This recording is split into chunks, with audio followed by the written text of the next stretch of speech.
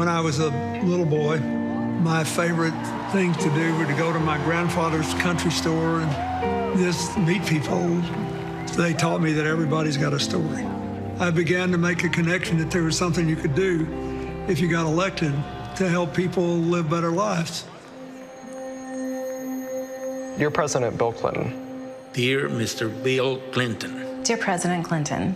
Thank you so much for this opportunity to write you.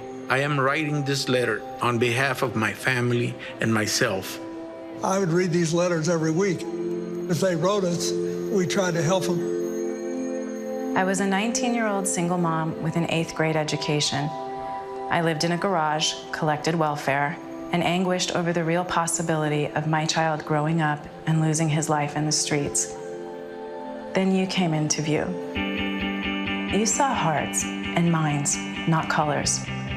You believed that people were defined by their best qualities, not their shortcomings. You showed me that my downtimes, my mistakes, and my fears weren't fixed states. They were experiences to learn from and leave behind.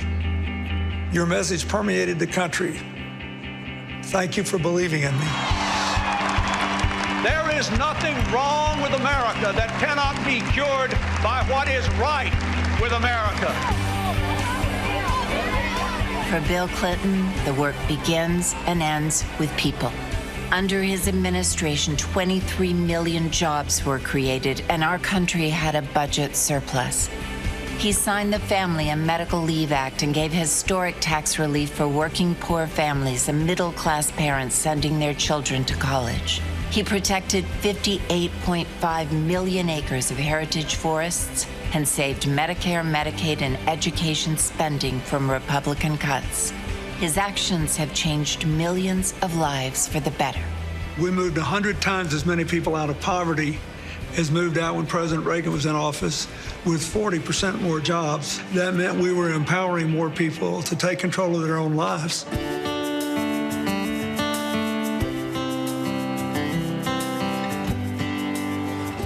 My name is John Boyer. I live in Ashland, Ohio. This farm been in our possession for about 180 years now. Joseph Robert Nudie, Toledo, Ohio. My father worked for Chrysler, and then I started in 1996. Both sides of my family, was always union. So we believe in us and the working family. Things were good through the Clinton era. We put away, retired a lot of debt, and I think that's important. 93, 94 was a big boom. Mr. Clinton was captivating. Like when he said stuff, you believed it, because you lived it. My name is Jorge Angeles. I came to this country in '88. It was virtually impossible to get a house.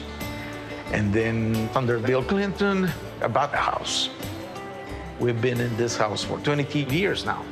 Politicians tell you that they care for you, but Bill Clinton showed you how he cared for you.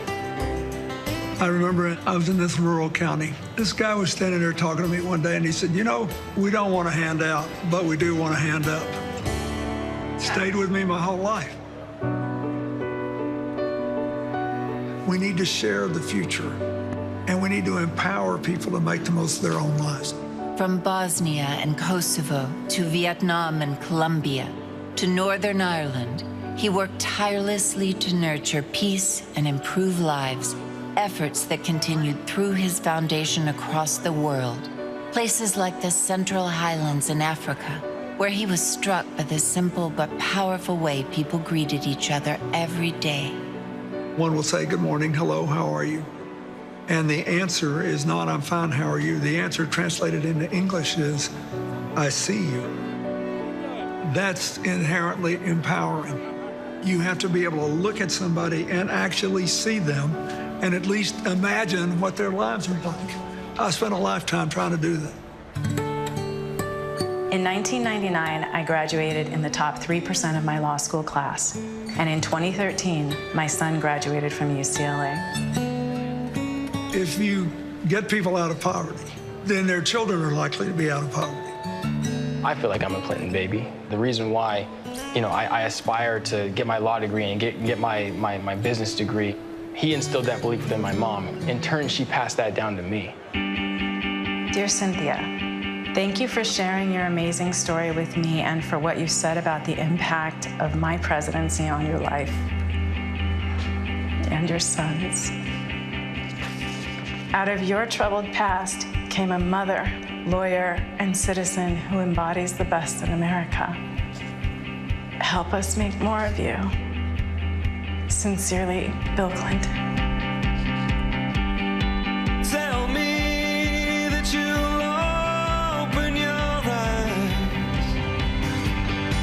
Tell me that you'll open your eyes. Bill Clinton had a good administration. I just like the philosophy of the Democrats. They tend to care for each other.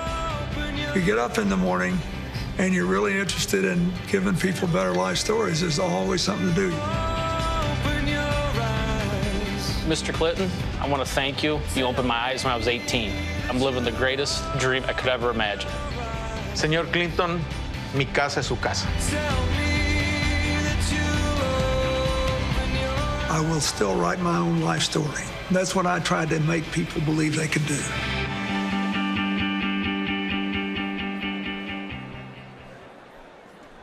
Ladies and gentlemen, please welcome the 42nd President of the United States, Bill Clinton.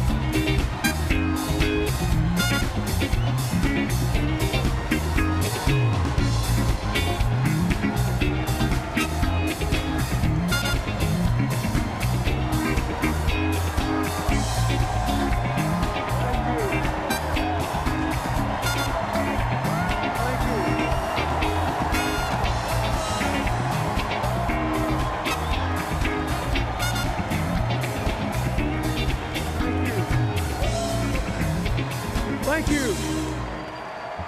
Thank you. Thank you. Bless you. Thank you. Thank you.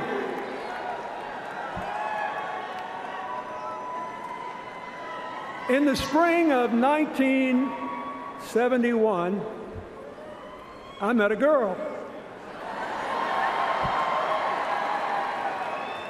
The first time I saw her, we were, appropriately enough, in a class on political and civil rights.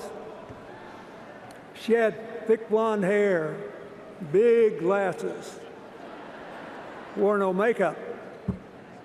And she exuded this sense of strength and self-possession that I found magnetic. After the class, I followed her out, intending to introduce myself.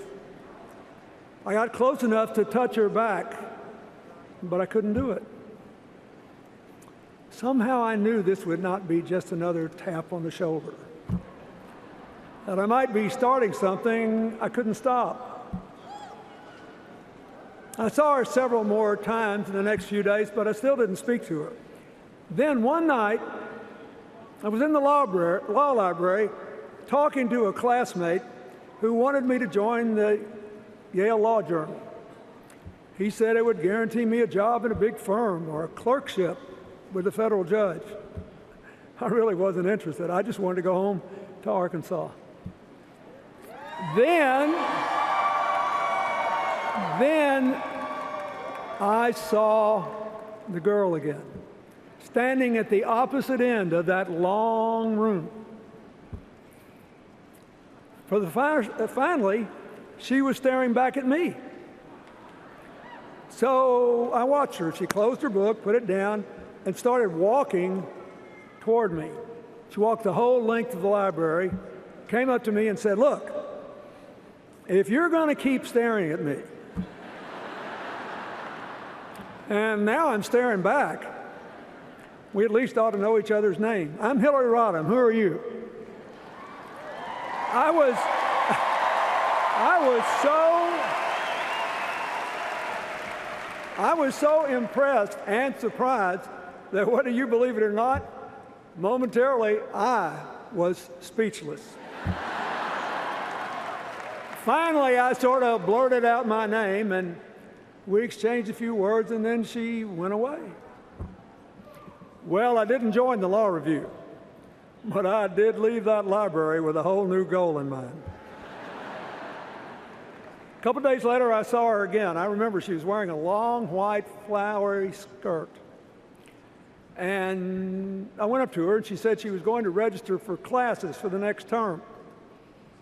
I said I'd go too. And we stood in line and talked. You had to do that to register back then. And I thought I was doing pretty well, till we got to the front of the line, and the registrar looked up and said, "Bill, what are you doing here? You registered this morning." I turned red, and she laughed, that big laugh of hers. And I thought, well, heck, since my cover's been blown, I just went ahead and asked her to take a walk down to the art museum. We've been walking and talking and laughing together ever since. And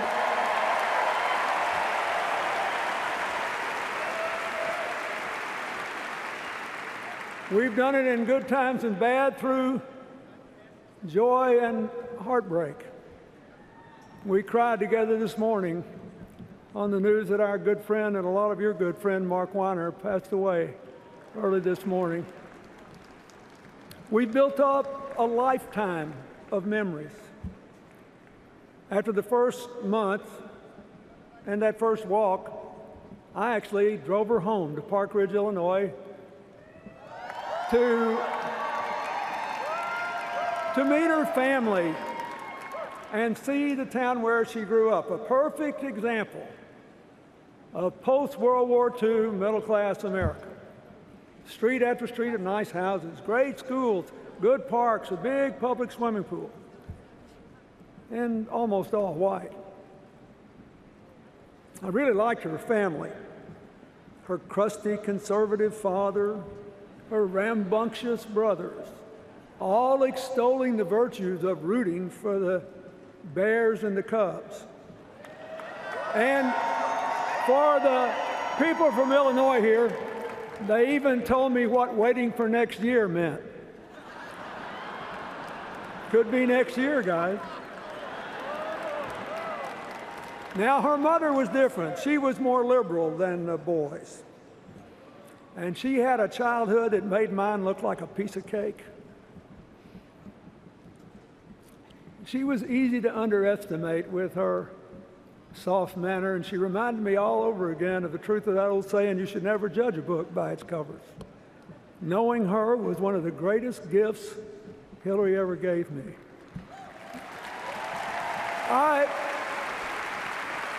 I learned that Hillary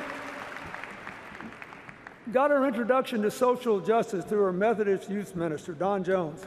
He took her downtown to Chicago to hear Dr. Martin Luther King speak, and he remained her friend for the rest of his life. This will be the only campaign of hers he ever missed. When she got to college, her support for civil rights, her opposition to the Vietnam War, compelled her to change parties and become a Democrat. And then,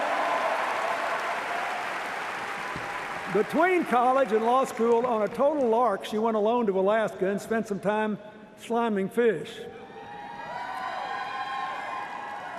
More to the point, by the time I met her, she had already been involved in the law school's legal services project, and she'd been influenced by Marian Wright Edelman. She took a summer internship interviewing workers in migrant camps for Senator Walter Mondale's subcommittee.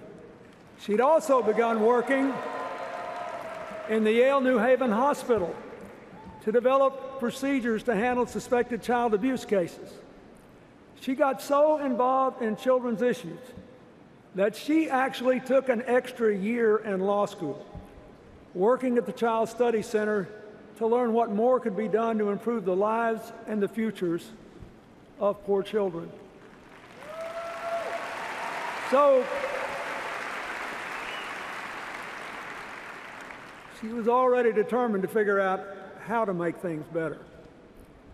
Hillary opened my eyes to a whole new world of public service by private citizens.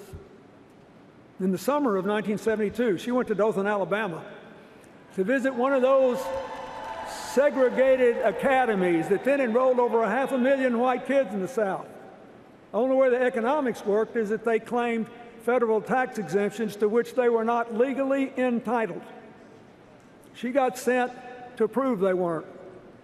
So she sauntered into one of these academies all by herself, pretending to be a housewife that had just moved to town and needed to find a school for her son. And they exchanged pleasantries, and finally she said, look, let's just get to the bottom line here. If I enroll my son in this school, will he be in a segregated school, yes or no? And the guy said, absolutely. She had him. I've seen it 1,000 times since. And she went back, and her encounter was part of a report that gave Marion Wright Edelman the ammunition she needed to keep working to force the Nixon administration to take those tax exemptions away and give our kids access to an equal education.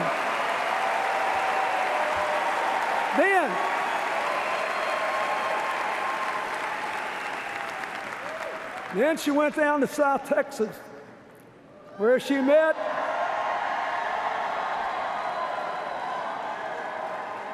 one of the nicest fellows I ever met, the wonderful union leader Franklin Garcia, and he helped her register Mexican-American voters. I think some of them are still around to vote for her in 2016.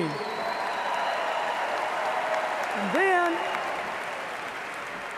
in our last year in law school, Hillary kept up this work. She went to South Carolina to see why so many young African-American boys, I mean young teenagers, were being jailed for years with adults in men's prisons. And she filed a report on that, which led to some changes too. Always making things better. Now, meanwhile, let's get back to business. I was trying to convince her to marry me. I first proposed to her on a trip to Great Britain, the first time she'd ever been overseas, and we were on the shoreline of this wonderful little lake, Lake Innerdale. I asked her to marry me, and she said, I can't do it. So in 1974, I went home to teach in the law school, and Hillary moved to Massachusetts to keep working on children's issues. This time, trying to figure out why so many kids counted in the census weren't enrolled in school. She found one of them sitting alone on her porch in a wheelchair. Once more, she filed a report about these kids, and that helped influence ultimately the Congress to adopt the proposition that children with disabilities, physical or otherwise, should have equal access to public education.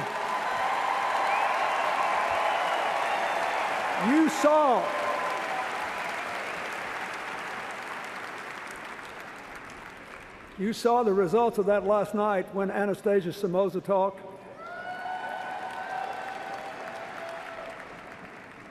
She never made fun of people with disabilities. She tried to empower them based on their abilities.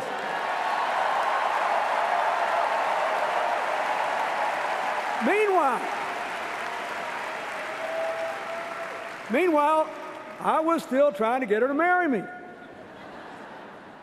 So the second time I asked, I tried a different tack. I said, I really want you to marry me, but you shouldn't do it. She smiled and looked at me like, what is this boy up to? She said, that is not a very good sales pitch. I said, I know, but it's true. And I meant it. It was true. I said, I know most of the young Democrats our age who want to go into politics. They mean well and they speak well, but none of them is as good as you are at actually doing things to make positive changes in people's lives. So I suggested she go home to Illinois or move to New York and look for a chance to run for office. She just laughed and said, "Are you out of your mind? Nobody would ever vote for me." So I finally got her to come visit me in Arkansas. And when she did, the people at the law school were so impressed, they offered her a teaching position. And she decided to take a huge chance. She moved to a strange place, more rural, more culturally conservative than any place she'd ever been, where she knew good and well people would wonder what in the world she was like and whether they could or should accept her. Didn't take them long to find out what she was like. She loved her teaching, and she got frustrated when one of her students said, "Well, what do you expect? I'm just from Arkansas." She said, "Don't tell me that. You're as smart as anybody. You just got to believe in yourself and work for it and set high goals." She believed that anybody could make it. She also started the first legal aid clinic in Northwest Arkansas, providing legal aid services to poor people who couldn't pay for them. One day, I was driving her to the airport to fly back to Chicago when we passed this little brick house that had a for sale sign on it. And she said, "Boy, that's a pretty house." It had 1,100 square feet, an attic fan and no air conditioner in hot Arkansas, and a screened-in porch. Hillary commented on what a uniquely designed and beautiful house it was. So I took a big chance. I bought the house. My mortgage was $175 a month. When she came back, I picked her up and I said, "You remember that house you liked?" She said, "Yeah." I said, "While you were gone, I bought it. You have to marry me now." The third time was the charm. We were married. We were married in that little house on October the 11th, 1975. I married my best friend. I was still in awe after more than 4 years of being around her at how smart and strong and loving and caring she was. And I really hoped that her choosing me and rejecting my advice to pursue her own career was a decision she would never regret. A little over a year later, we moved to Little Rock when I became Attorney General, and she joined the oldest law firm west of the Mississippi. Soon after, she started a group called the Arkansas Advocates for Families and Children. It's a group, as you can hear, is still active today. In 1979, just after I became governor, I asked Hillary to chair a rural health committee to help expand health care to isolated farm and mountain areas. They recommended to do that partly by deploying trained nurse practitioners in places with no doctors to provide primary care they were trained to provide. It was a big deal then, highly controversial and very important. And I got the feeling that what she did for the rest of her life, she was doing there. She just went out and figured out what needed to be done and what made the most sense and what would help the most people. And then if it was controversial, she just tried to persuade people it was the right thing to do. It wasn't the only big thing that happened that spring. My first year as governor, we found out we were going to be parents. And time passed. On February 27th, 1980, 15 minutes after I got home from the National Governors Conference in Washington, Hillary's water broke, and off we went to the hospital. Chelsea was born just before midnight. And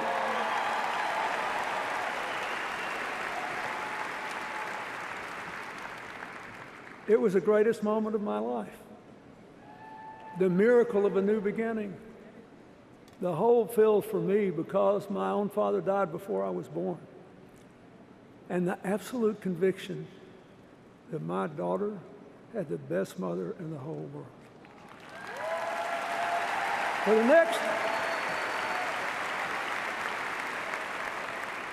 the next 17 years, through nursery school, Montessori, kindergarten, through t-ball, softball, soccer, volleyball, and her passion for ballet, through sleepovers, summer camps, family vacations, and Chelsea's own very ambitious excursions, from Halloween parties in the neighborhood to a Viennese waltz gala in the White House.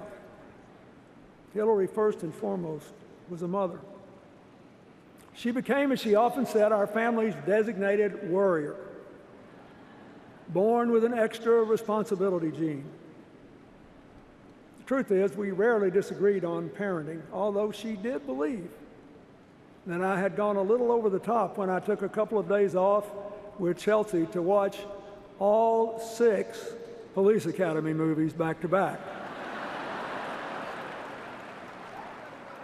When Chelsea was 9 months old, I was defeated for re-election in the Reagan landslide. And I became overnight, I think, the youngest former governor in the history of the country. We only had 2-year terms back then.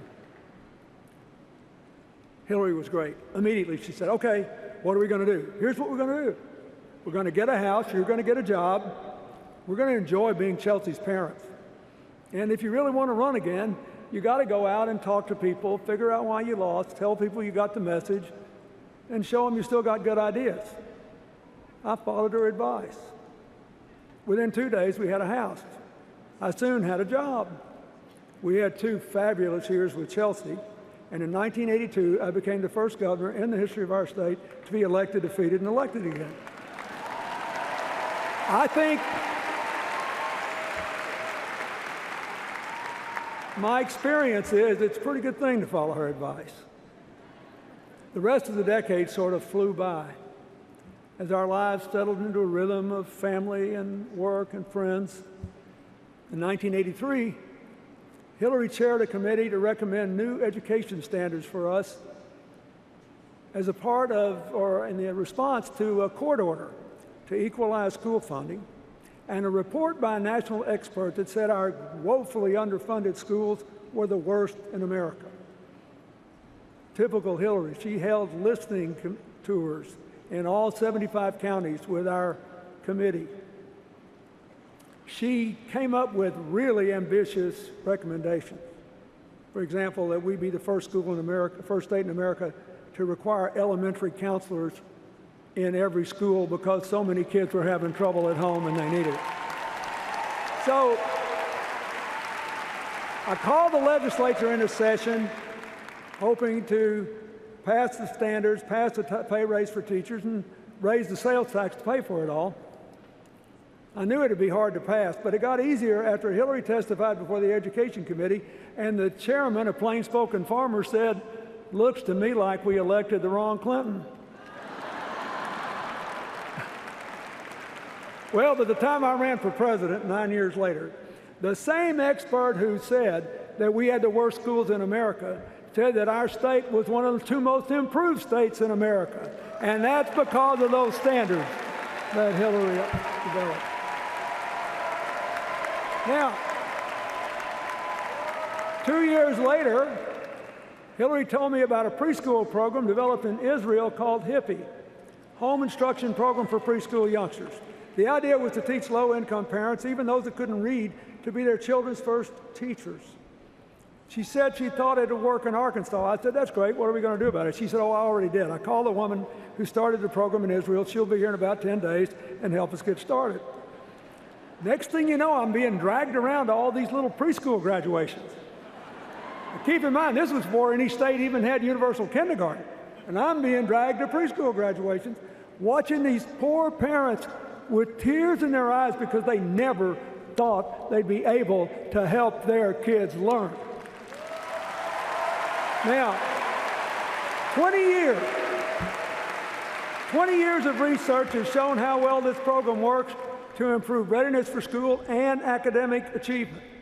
There are a lot of young adults in America who have no idea Hillary had anything to do with it, who are enjoying better lives because they were in that program. She did all this while being a full-time worker, a mother, and enjoying our life. Why? Well, she's insatiably curious, she's a natural leader, she's a good organizer, and she's the best darn change maker I ever met in my entire life. So, look, this is a really important point. This is a really important point for you to take out of this convention. If you believe in making change from the bottom up, if you believe the measure of change is how many people's lives are better, you know it's hard and some people think it's boring. Speeches like this are fun. Actually doing the work is hard. So people say, well, we need to change. She's been around a long time, she sure has. And she's sure been worth every single year she's put into making people's lives better. I can tell you this.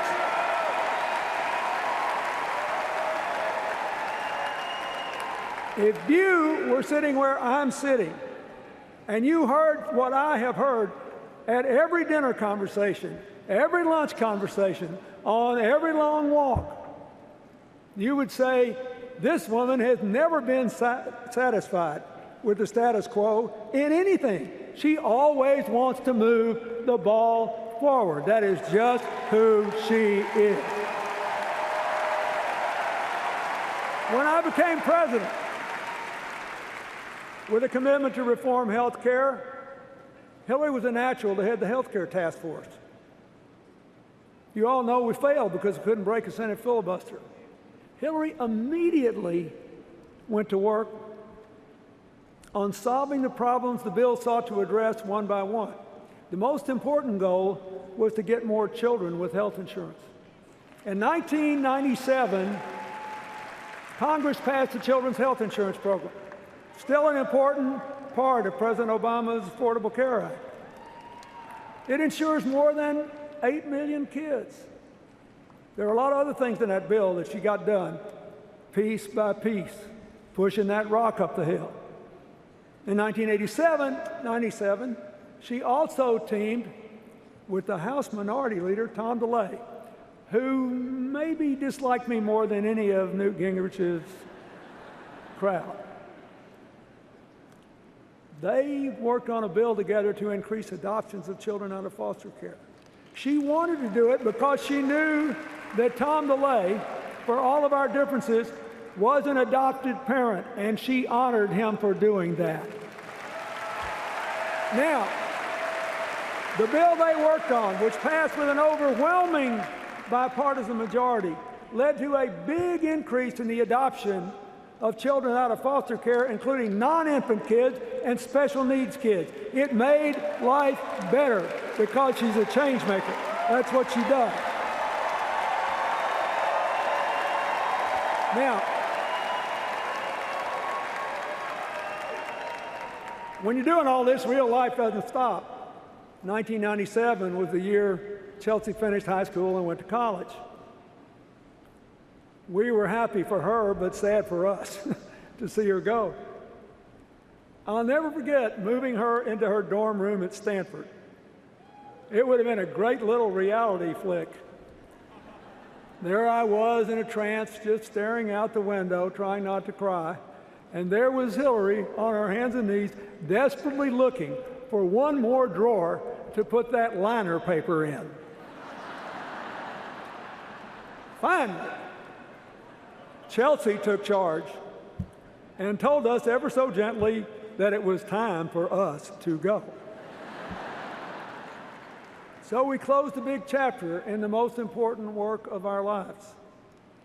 As you'll see Thursday night when Chelsea speaks, Hillary's done a pretty fine job of being a mother. And as you saw last night, beyond a shadow of a doubt, so has Michelle Obama.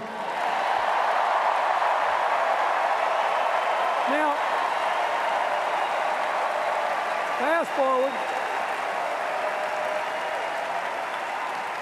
In 1999, Congressman Charlie Rangel and other New York Democrats urged Hillary to run for the seat of retiring Senator Pat Moynihan. We'd always intended to go to New York after I left office and commute to Arkansas, but this had never occurred to either one of us. Hillary had never run for office before, but she decided to give it a try. She began her campaign the way she always does new things, by listening and learning. And after a tough battle, New York elected her to the seat once held by another outsider, Robert Kennedy. And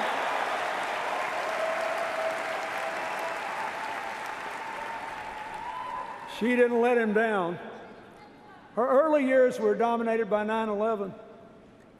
By working to fund the recovery, then monitoring the health of and providing compensation to victims and first and second responders.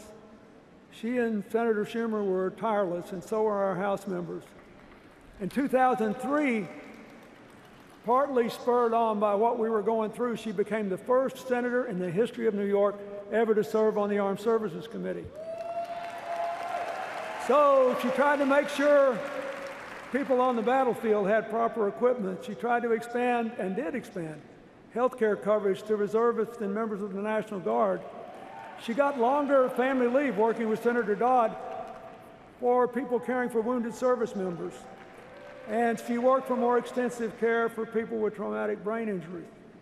She also served on a special Pentagon commission to propose changes necessary to meet our new security challenges. Newt Gingrich is on that commission. He told me what a good job she'd done. I say that because nobody who has seriously dealt with the men and women in today's military believes they are a disaster. They are a national treasure of all races, all religions, all walks of life. Now, meanwhile, she compiled a really solid record, totally progressive on economic and social issues. She voted for and against some proposed trade deals. She became the de facto economic development officer for the area of New York outside the ambit of New York City. She worked for farmers, for winemakers, for small businesses and manufacturers, for upstate cities and rural areas who needed more ideas and more new investment to create good jobs, something we have to do again in small town and rural America, in neighborhoods that have been left behind in our cities, in Indian country, and yes, in coal country. When she lost a hard-fought contest to President Obama in 2008, she worked for his election hard, but she hesitated to say yes when he asked her to join his cabinet because she so loved being a senator from New York. So, like me in a different context, he had to keep asking. But as we all saw and heard from Madeleine Albright, it was worth the effort and worth the wait. As Secretary of State, she worked hard to get strong sanctions against Iran's nuclear program, and in what the Wall Street Journal, no less, called a half-court shot at the buzzer, she got Russia and China to support them. Her team negotiated the New START treaty with Russia to reduce nuclear weapons and reestablish inspections, and she got enough Republican support to get 2/3 of the Senate the vote necessary to ratify the treaty.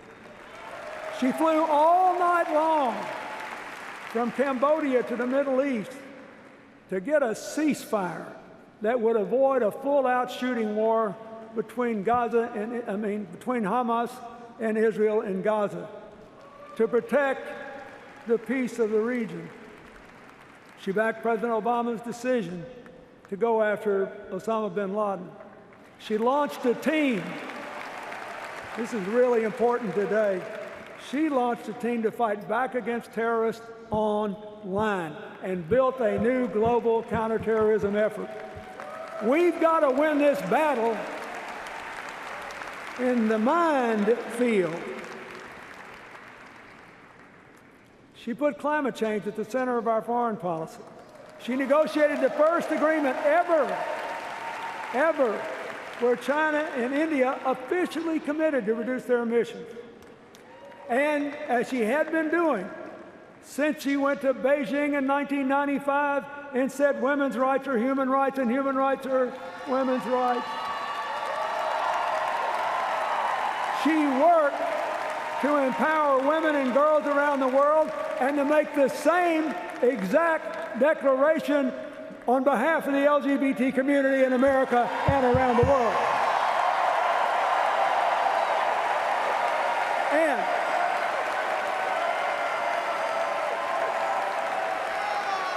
nobody ever talks about this much. Nobody ever talks about this much, but it's important to me. She tripled the number of people with AIDS in poor countries whose lives are being saved with your tax dollars, most of them in Africa, going from 1.7 million lives to 5.1 million lives, and it didn't cost you any more money. She just bought available, FDA-approved generic drugs, something we need to do for the American people more. Now, you don't know any of these people. You don't know any of those 3.4 million people, but I'll guarantee you they know you. They know you because they see you as thinking their lives matter. They know you. And that's one reason the approval of the United States was 20 points higher when she left the Secretary of State's office than when she took it. Now, how does this square? How does this square with the things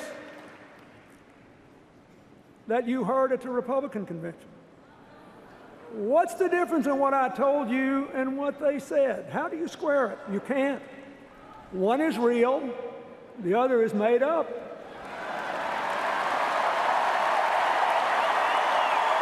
And you just have to decide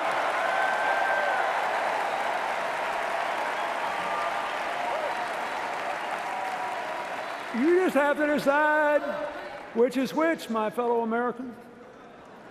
The real one had done more positive change-making before she was 30 than many public officials do in a lifetime in office. The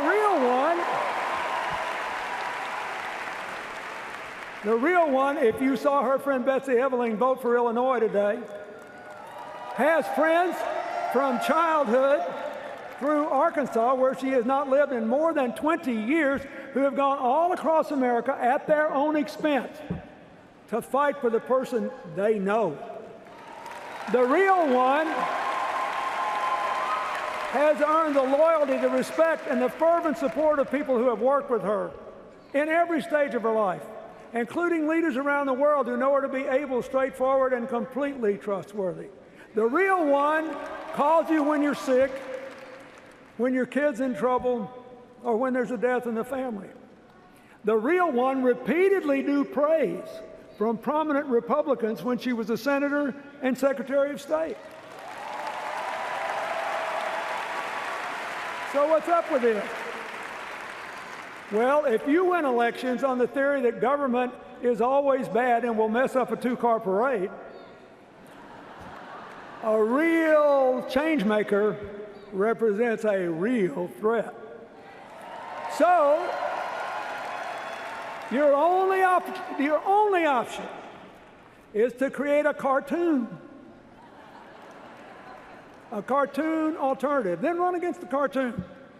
Cartoons are two-dimensional. They're easy to absorb. Life in the real world is complicated, and real change is hard. And a lot of people even think it's boring.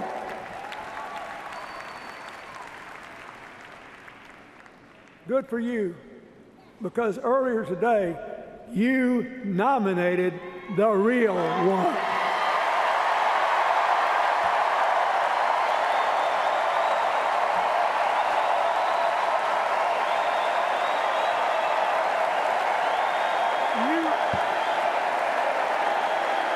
Listen.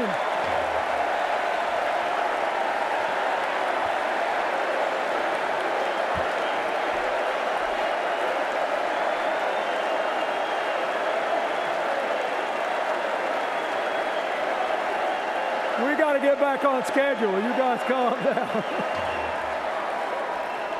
Look, I have lived a long, full, blessed life. It really took off when I met and fell in love with that girl in the spring of 1971. When I was president, I worked hard to give you more peace and shared prosperity, to give you an America where nobody is invisible or counted out. But for this time, Hillary is uniquely qualified to seize the opportunities and reduce the risk we face. And she is still the best darn change maker I have ever known.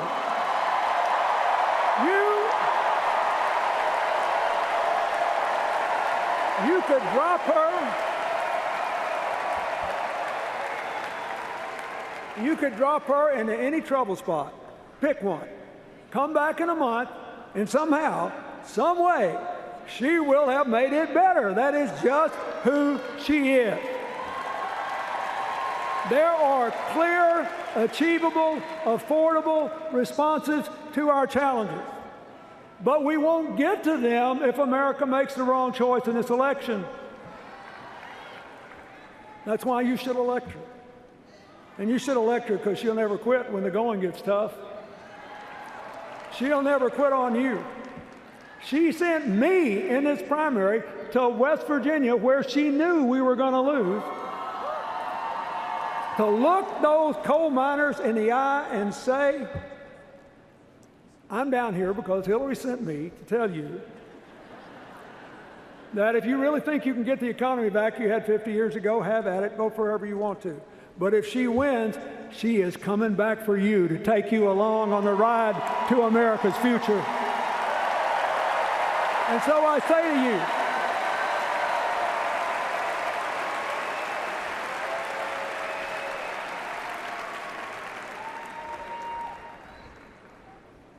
if you love this country, you're working hard, you're paying taxes, and you're obeying the law, and you'd like to become a citizen, you should choose immigration reform over somebody that wants to send you back. If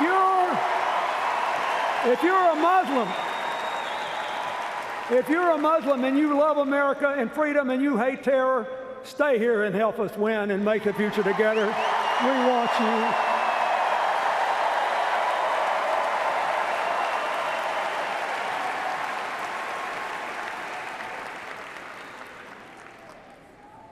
If you're a young African American disillusioned and afraid, we saw in Dallas how great our police officers can be. Help us build a future where nobody's afraid to walk outside, including the people that wear blue to protect our future.